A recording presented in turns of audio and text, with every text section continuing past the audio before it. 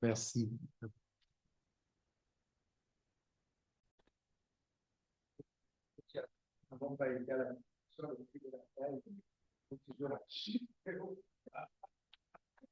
Merci Judith, merci l'Assemblée, merci Baudelaire. Oui, rebonjour à tout le monde. Oui, c'est moi qui apporte le message ce matin. Euh, alors, mon message de ce matin s'appelle la prière. Donc, c'est sur la prière. C'est un aperçu de la prière. Donc, voici le plan que nous allons suivre. Il y aura une introduction. Il y aura l'attitude idéale et biblique qu'on peut avoir dans la prière. C'est pris dans Matthieu 6, versets 5 à 8. Nous verrons aussi le modèle de prière que Jésus nous a laissé, donc c'est-à-dire le Notre Père, qui sera pris dans Matthieu 6, versets 25 à 13. Et puis nous allons conclure. Oh bien-aimés, loin de moi, l'idée de penser que nous ne savons pas prier ici à l'église de l'Alliance chrétienne missionnaire de Gatineau. Non, nous savons très bien prier ici, bien-aimés. Nous savons. Mais pourquoi alors faire une prédication sur la prière si nous savons prier? Mais c'est tout simplement pour nous rappeler ce que nous savons déjà. Parce que lorsque nous oublions, parfois nous tombons dans les habitudes, la routine. Et lorsque nous tombons dans les habitudes, la routine, alors l'ennemi, l'adversité, Satan, que nous appelons encore l'accusateur, trouve facilement le chemin, la faille pour nous tenter et nous convaincre de faire le mal. Alors que ça ne devait pas être comme ça. C'est plutôt l'Esprit de Dieu qui convainc de péché de justice, qui devait nous convaincre, qui devait être au centre tout le temps de nos pensées. J'ai décidé donc de faire une série de prédications sur la prière. En effet, il existe plusieurs types ou plusieurs catégories de prières. Alors, voici la liste des prières sur lesquelles je compte apporter de l'enseignement. La prière d'adoration et de louange, la prière d'action de grâce, la prière de confession et de repentance, la prière de supplication ou de demande personnelle, la prière d'intercession, la prière de combat spirituel, la prière de consécration et d'engagement. Je ferai un type ou une catégorie de prières par dimanche, mais pas successivement à tous les dimanches. C'est sûr que tout le monde ici, et même ceux qui nous suivent sur le Zoom, vous connaissez déjà toutes ces prières-là, je n'ai pas de doute. Peut-être que vous les désignez d'une autre manière. Mais sauf que supposons qu'une seule personne, supposons que nous soyons 100 ici, et incluant ceux qui nous regardent à travers le Zoom, et qu'il y ait qu'une seule personne qui ne sache pas prier, alors cet enseignement vaudra alors la peine d'être fait. Parce que, en effet, j'aime Jésus lorsqu'il donne la parabole sur la brebis perdue. Il dit que, imaginez-vous un berger qui a 100 brebis et il arrive à perdre une brebis. Il laisse, n'est-ce pas, les 99 brebis et il va chercher la brebis qui est perdue. Et Jésus dit que, croyez-moi, lorsque le berger revient, c'est avec beaucoup de joie d'avoir retrouvé la brebis perdue parce que Dieu ne voudrait pas qu'aucun de ses enfants ne se perde. Alors, donc, la prédication sur la prière vaudra la peine d'être faite. Oui, bien-aimé, Dieu ne veut pas qu'une seule brebis, qu'une de ces brebis se perde. Ce n'est pas sa volonté de perdre ne fût-ce qu'une seule brebis. Alors, cette étude vaut effectivement la peine d'être faite. Savez-vous, la prière est un souffle, c'est le souffle du chrétien. Un chrétien qui ne prie pas meurt petit à petit, spirituellement, asphyxié. Prier, c'est parler avec Dieu. Prier ne demande pas une rhétorique ou une éloquence particulière. Oh oui, il y a des personnes qui ont la parole facile, qui trouvent facilement leurs mots. Alors, Dieu merci, il y a dans la communauté des personnes qui peuvent facilement trouver la parole. Mais si vous êtes un Moïse comme moi qui a de la difficulté à trouver la parole et qui a toujours besoin d'Aaron, même quand il veut parler au Pharaon qu'il connaît déjà, il va appeler Aaron pour parler à sa place. Si vous êtes comme ça, alors, mais ce n'est pas grave. Parce que Dieu ne regarde pas notre éloquence, ne regarde pas notre rhétorique. Dieu regarde ce que nous voulons lui communiquer. C'est l'intention qu'il y a dans notre cœur que Dieu regarde. Et la manière aussi d'exprimer cette intention. Alors, la manière se trouve dans l'attitude de cœur. Pour notre attitude, Jésus nous souhaite, Jésus nous demande d'éviter l'hypocrisie, c'est-à-dire que nous devons être sincères dans notre prière. Jésus dit dans Matthieu 6, versets 5-8, lorsque vous priez, ne soyez pas comme les hypocrites qui aiment à prier debout dans les synagogues et au coin des rues pour être vus des hommes. Je vous le dis en vérité, ils reçoivent leur récompense.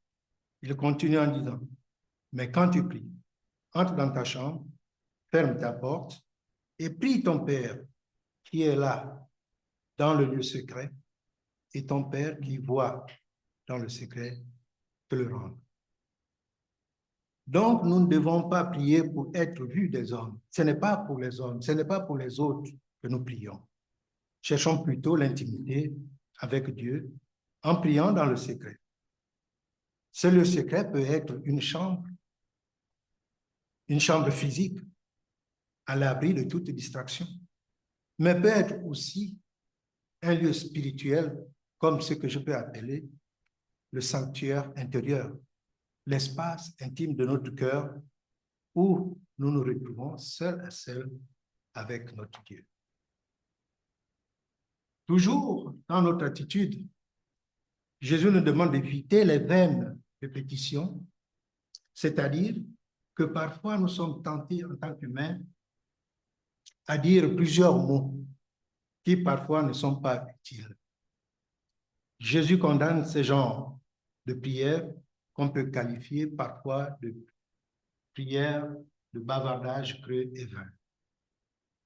Et il dit, en priant, ne multipliez pas de vaines paroles comme les païens, qui s'imaginent qu'à force de paroles, ils seront exaucés. Ne leur ressemblez pas, car votre Père sait de quoi vous avez besoin avant que vous le lui demandiez. Toujours dans notre attitude, Jésus nous demande d'éviter, comme je viens de le dire. Bien-aimés, la prière n'est donc pas une récitation mécanique, mais un dialogue sincère avec Dieu. Dieu connaît nos besoins avant même que nous ne lui les exprimions. Ainsi, pendant qu'ils étaient avec Jésus, les disciples lui ont demandé, Jésus, apprends-nous à prier. Ils trouvaient ça tellement important, la prière.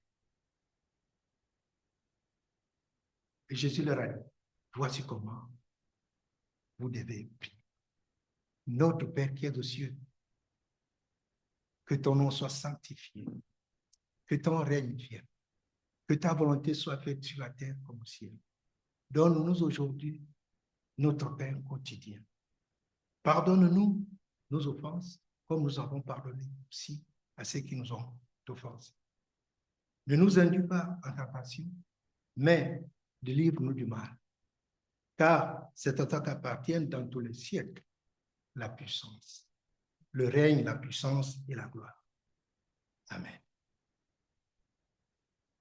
Ceci est dans Matthieu 6, versets 9 à 13.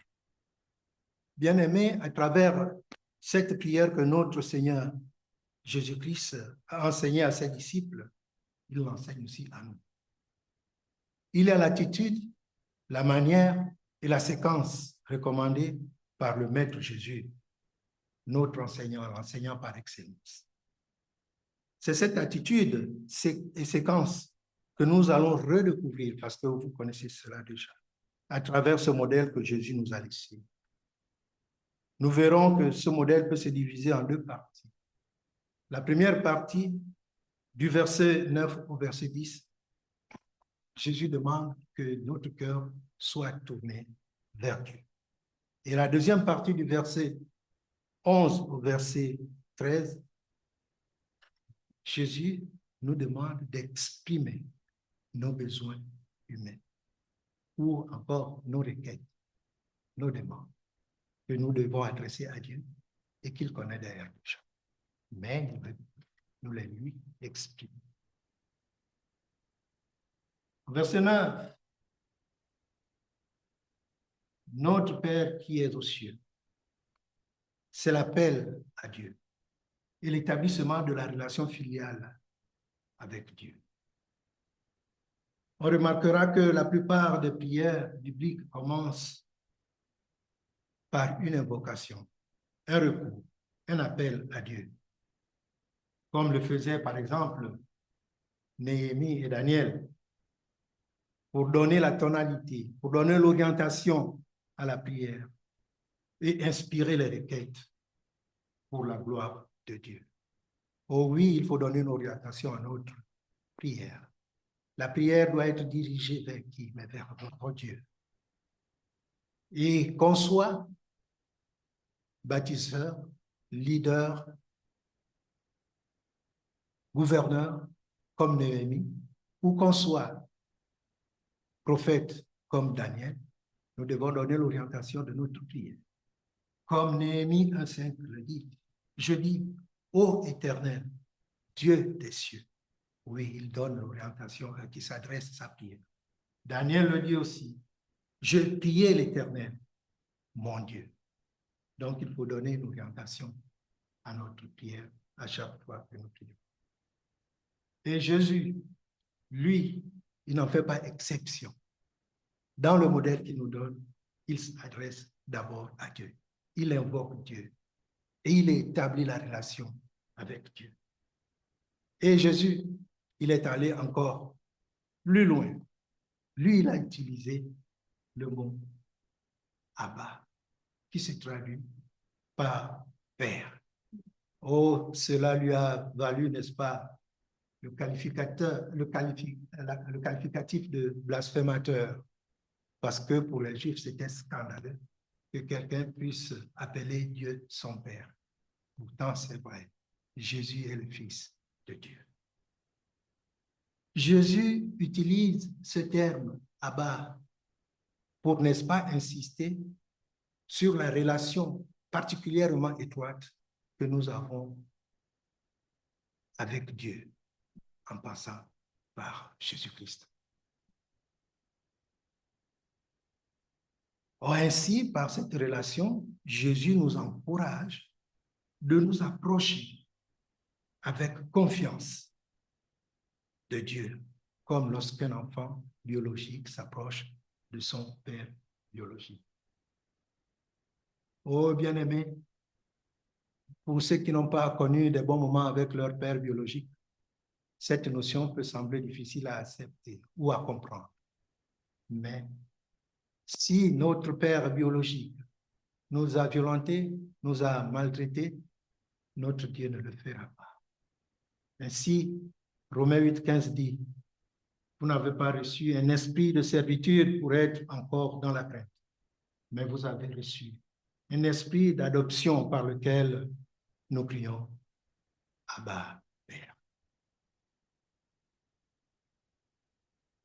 Toujours en continuant avec le cœur tourné vers Dieu, la deuxième partie du verset 9 dit que ton nom soit sanctifié, nous exprimons ici l'adoration, la louange, le respect à Dieu, le respect à notre Dieu. Nous élevons son Saint-Nom. Nous lui faisons la louange. Nous élevons son Saint-Nom. Il est sanctifié, c'est-à-dire qu'il est mis spécialement à part. C'est un Dieu spécial. C'est un Père spécial. Son nom est sacré. Dieu est sacré. On ne cite pas envers son nom. En effet, Jésus nous encourage d'avoir une relation intime avec Dieu. Mais, soyons sûrs, cette intimité ne signifie pas d'être respectueux ou le non-respect. Mais toujours est-il que nous devons, n'est-ce pas, nous avancer vers notre Dieu avec beaucoup de respect. Que son nom soit sanctifié. Le verset 10. Que ton règne vienne, que ta volonté soit faite. Par ces mots, nous exprimons notre soumission totale à Dieu. De plus, que cette volonté soit faite sur la terre comme au ciel. Oh oui, son règne est déjà établi en Jésus-Christ. Ainsi que là où se trouvent aussi ses disciples que nous sommes, c'est-à-dire les chrétiens. Oui, son règne est déjà là. Et nous prions pour qu'arrive le jour où le monde entier reconnaîtra cela. Nous prions pour que toutes les nations accomplissent la volonté de Dieu selon les Écritures. Maintenant, voyons la deuxième partie de la prière. Les besoins humains ou les requêtes, du verset 11 au verset 13. Donne-nous aujourd'hui notre pain quotidien. Ici, nous exprimons, nous confirmons notre dépendance envers Dieu pour tous nos besoins de toutes sortes. Tout ce que nous possédons, en fait, ne vient que par lui, incluant nos besoins matériels et spirituels, nécessaires à la gloire du Père. Celui qui dispose de toutes choses et nous les donne à chaque chose. Pardonne-nous nos offenses, au verset 12. Bien-aimés, si vous comprenez la teneur, l'ampleur, la portée ou la signification de ce verset, si vous la saisissez, la compréhension, vous ne serez pas capable, nous ne serons pas capables de réciter cette prière jusqu'à la fin.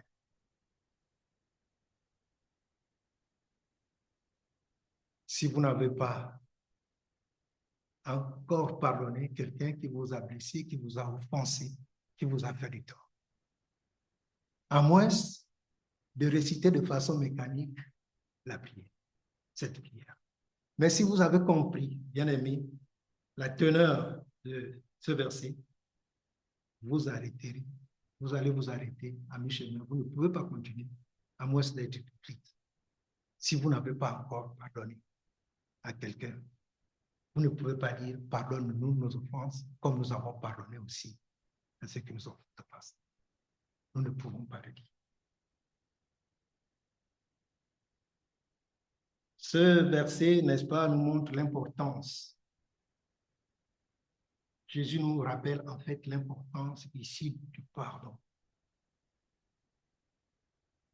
Et le péché, c'est-à-dire nos erreurs, nos manquements, nos offenses, nuisent à notre relation avec Dieu. Nous devrons donc régulièrement nous sonder, nous examiner et demander pardon afin que Dieu nous accorde son pardon divin, de telle sorte que notre relation avec lui puisse normalement se continuer. Afin que notre Père céleste, qui est juste et bon, nous pardonne, nous lave, nous purifie de toute iniquité. Mais le plus important ici encore est que ce verset nous rappelle que nous devons pardonner aux autres comme Dieu lui-même nous a pardonné. Le verset 13, ne nous induis pas en tentation, mais délivre-nous du malin.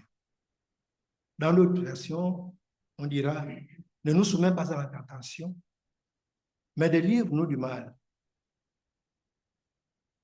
Ici, nous demandons à Dieu la protection spirituelle en lui remettant notre avenir entre ses mains, tout en nous gardant contre toutes sortes de tentations et qu'il nous délivre de toutes sortes, n'est-ce pas, d'adversité, du malin ou Satan, l'accusateur, comme on l'appelle, qui se réjouit toujours de nos chutes de chaque jour. Car Satan tient toujours à nous détourner de Christ, à nous détourner de l'enseignement de notre Seigneur Jésus-Christ. Il s'en prend plaisir lorsqu'il réussit à nous détourner. Bien-aimés, rappelons-nous donc, dans la mesure du possible, d'adopter la structure de ce modèle dans nos prières, en équilibrant adoration, soumission, dépendance, pardon et protection spirituelle. Dans la suite de cette série de prédications sur la prière que je vais faire, nous verrons dans ces différentes catégories de prière la puissance et l'impact de la prière, car Dieu répond aux prières sincères. Bien-aimés, persévérons donc dans la prière, les mercredis soirs surtout. D'abord, nous remercions le couple pastoral pour maintenir la fréquence des prières les mercredis soirs. Et nous remercions aussi le Seigneur pour solidifier encore davantage, encore toujours, ce noyau de prière qui se retrouve mercredi soir pour 2 semaines, ensemble pour prier. Surtout, prions avec foi. La prière est un outil puissant, un outil spirituel très puissant. Utilisons-la avec foi et persévérance. Avant de conclure, je vais vous raconter rapidement une petite histoire. Il était une fois un père et son enfant. Son enfant avait une activité à l'extérieur de la maison. Et son père le regardait depuis la maison à travers la fenêtre. Et l'enfant, pendant son activité, il devait prendre une piste pour compléter son activité. Il ne devait pas emprunter une autre piste. Sauf qu'il y avait un rocher sur la piste. Et là, l'enfant a commencé à lever, à dégager le rocher de la piste. Il a pris une corde. Il a tiré le rocher. Le rocher ne s'est pas dégagé. Il a pris un bâton pour faire un effet levier. Le rocher n'est pas parti. Alors son père lui demande, mon enfant, as-tu utilisé tous les moyens qui sont à ta disponibilité pour te débarrasser de ce rocher? L'enfant répond, oui, j'ai fait tout ce que j'ai pu. Le rocher ne veut pas s'en aller. Son père demande, es-tu sûr que tu as tout utilisé? L'enfant dit, oui, oui, père, je l'ai fait. Le père a dit, tu n'as pas tout utilisé. Tu n'as pas utilisé ma force. Le père est venu aider l'enfant à enlever le rocher du chemin et l'enfant a continué son activité. Le père lui a dit, tu as oublié une force, c'est la mienne. Oh, bien-aimé, la leçon de ceci est que parfois nous essayons de résoudre nos problèmes tout seuls, sans demander l'aide de notre Père céleste. La prière est le moyen de dire à Dieu, Seigneur, je ne peux pas le faire tout seul, j'ai besoin de toi. Alors, nous allons demander au groupe, avant de demander au groupe de louange de s'approcher. La prière n'est pas une simple obligation religieuse, mais une relation vivante avec Dieu. De plus, si nous lisons, récitons ou même chantons le Notre Père, nous devons être conscients de la portée, c'est-à-dire conscients de la compréhension de chaque phrase que nous disons ou chantons. Apprenons à prier comme Jésus nous l'a enseigné, avec humilité, sincérité et foi. Bien-aimés, engageons-nous à prier avec plus de ferveur, c'est-à-dire insistance, persévérance, sans cesse, et avec plus de compréhension. Que Dieu nous bénisse. Alors, le groupe de louanges peut s'approcher afin que nous puissions chanter ensemble